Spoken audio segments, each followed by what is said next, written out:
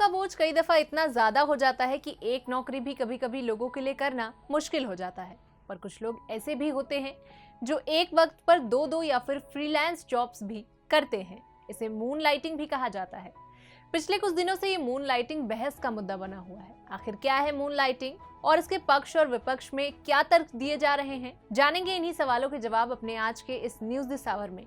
नमस्कार, मैं निधि और आप देख रहे हैं ध्येय टीवी। आम भाषा में अगर मून लाइटिंग को समझे तो जब कोई कर्मचारी अपने नियमित नौकरी के अलावा भी कोई अन्य कार्य करता है तो इसे मून लाइटिंग कहा जाता है।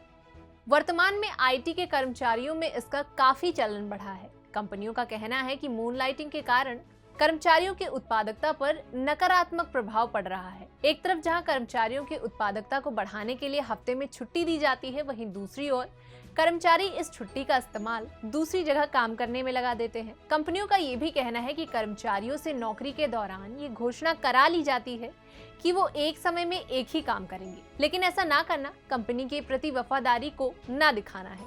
मून लाइटिंग के कारण कंपनियों को अपनी गोपनीयता के उजागर होने का डर भी बना रहता है। वहीं दूसरी तरफ कर्मचारियों की भी कुछ दलीलें हैं जिन्हें नजरअंदाज नहीं किया जा सकता। उनका मानना है कि कार्य के निर्धारित समय में ही उनकी कंपनी का उनके ऊपर अधिकार होता है। उसके बाद उनके निजी जीवन में कंपनी का कोई अधिकार नहीं है। कर्मचारियों का ये भी कहना है कि अन्य कार्यों पर रोक से उनकी बहुमुखी प्रतिभा पर नकारात्मक प्रभाव पड़ता है। उदाहरण के लिए अगर किसी इंसान को सामान बनाना भी आता है और उसे अच्छे से पैक करना भी आता है, लेकिन अगर उसे एक ऐसी कंपनी में सिर्फ सामान बनाने के लिए लगाया जाता है, इस कारण वो अपने दूसरे कौशल को प्रदर्शित नहीं कर पाता है, अतः वो मून लाइटिंग की प्रक्रिया में शामिल हो जाता है। इन तथ्यों के आधार पर यह निर्णय लेना कठिन हो जाता है कि आखिर मून लाइटिंग उचित है या अनुचित। एक तरफ कंपनियों का कहना सही है कि इससे कर्मचारियों की उत्पादकता में कमी होती है और कंपनी की गोपनीयता पर भी बुरा प्रभाव पड़ता है। वहीं दूसरी तरफ कर्मचारियों की दलीलें भी सही प्रतीत होती हैं, जिसमें उनके कार्य करने की स्वतंत्रता का अधिकार भी शामिल है।